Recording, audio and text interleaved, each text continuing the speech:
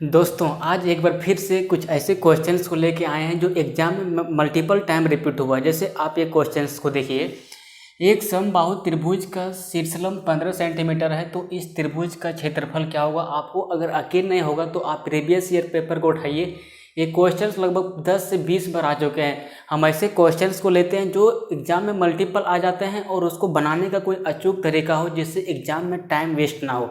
तो देखिए इस तरह के क्वेश्चंस को आप पहले पढ़िए, क्वेश्चन फिर से पढ़िए। एक समबाहु त्रिभुज का शीर्षलंब 15 सेंटीमीटर है तो इस त्रिभुज का क्षेत्रफल क्या होगा। तो इस तरह के क्वेश्चंस को सॉल्व करने के लिए सबसे सिंपल तरीका आपको क्या लगाना है, आपको शीर्षलंब का होल स्क्वायर करना है। शीर्षलंब का होल स्क्वायर आपका है यहाँ पे मैं सॉल्यूशन लिखता हूँ। देखिए कितना समय लगता है क्वेश्चन को सॉल्व करने में। शीर्षलंब का होल स्क्वायर करेंगे तो यहाँ पे हो जाएगा 15 का स्क्वायर इंटू इसी को गुना कर देना है आपको √3/3 से।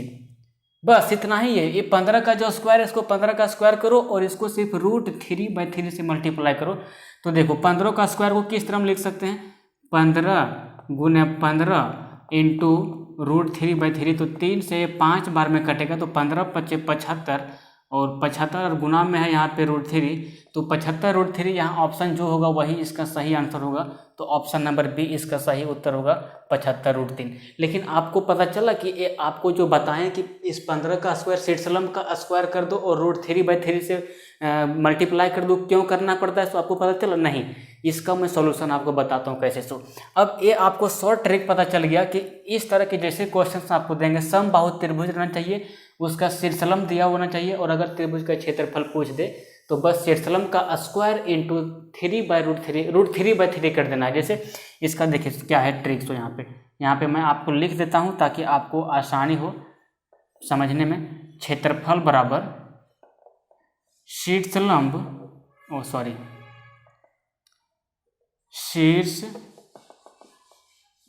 का होल स्क्वायर इंटू √3 और ये पूरे को बाय कर देना है 3 से। ये आपका हो जाएगा क्षेत्रफल। अगर एक क्वेश्चन रहा, ट्रिक क्या है, समबाहु त्रिभुज होना चाहिए, उसका शीर्षलंब दिया होना चाहिए। तो आपको तरीका क्या लगाना है, शीर्षलंब का होल स्क्वायर इंटू √3/3। अब एक क्वेश्चंस को आप लॉन्ग तरीके से समझिए कि ये फॉर्मूला आया तो आया कैसे। सबसे पहले आप क्वेश्चंस को देखिए। समबाहु त्रिभुज की चर्चा कर रहे हैं तो हम यहाँ पे एक समबाहु त्रिभुज को बना देते हैं। ये है आपके पास समबाहु त्रिभुज। समबाहु त्रिभुज उस त्रिभुज को बोलते हैं जिसके तीनों भुजा बराबर हो। जैसे हम इसको माने ये, इसको माने बी, इसको माने सी, इसको माने सी, जिसके तीनों भुजा बराबर हो, मतलब ए भी भुजा x होगा, ए भी भुजा x होगा और ए भी भुजा x होगा, तो इसको बोलते हैं हम समबाहु त्रिभुज। ठीक है। अब देखिए क्या बोल रहा है कि इसका शीर्षलंब 15 सेंटीमीटर है। शीर्षलंब इसको बोलते हैं, इसको ये जो आपको दिख रहा है ना इसको बोलते हैं शीर्षलंब। और शीर्षलंब आपको कितना दिया हुआ है, 15 सेंटीमीटर दिया हुआ है। तो बोल रहा है त्रिभुज का क्षेत्रफल क्या है। त्रिभुज का क्षेत्रफल आपको समबाहु त्रिभुज का क्षेत्रफल पता होगा, √3/4 इंटू साइड स्क्वायर होता है। क्या होता है क्षेत्रफल इसका, समबाहु त्रिभुज का √3/4 इंटू साइड स्क्वायर। तो साइड स्क्वायर यहाँ साइड क्या है, x है, x को माने हैं साइड, तो यहाँ पे हम करेंगे x²। अब हमको इस x को निकालने के बारे में सोचना है कि ये x को हम किस तरह से फाइंड आउट करें कि हमारा इस पर वैल्यू रखने से तुरंत इसका आंसर आ जाए।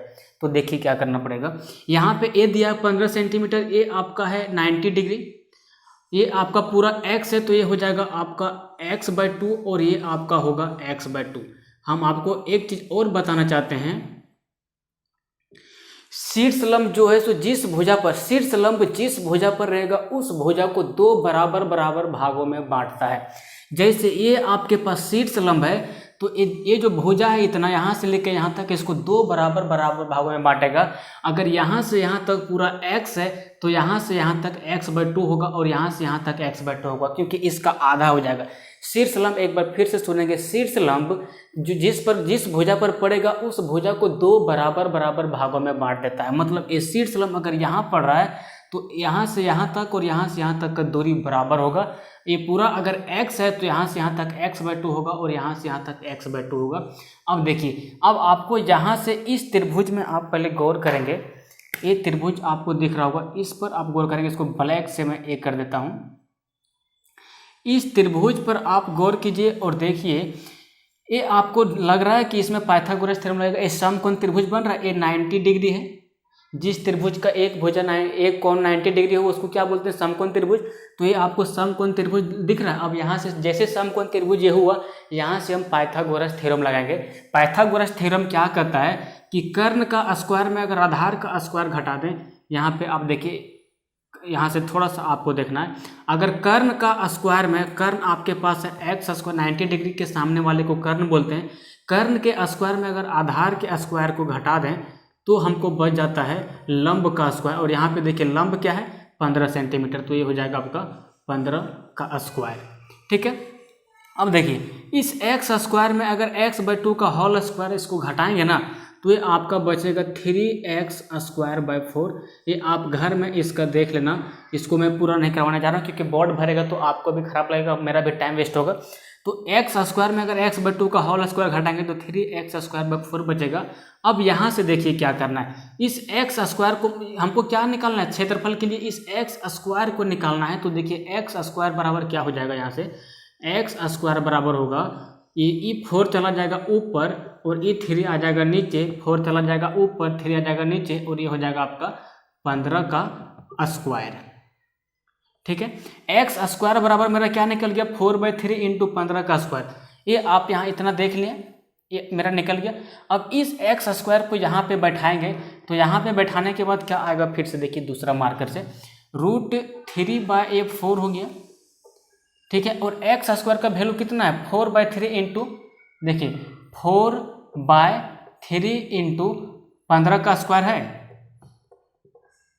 15 का स्क्वायर है। देखिए ठीक है, एक्स स्क्वायर का वैल्यू 4/3 इंटू 15 का स्क्वायर, 4/3 इंटू 15 का स्क्वायर।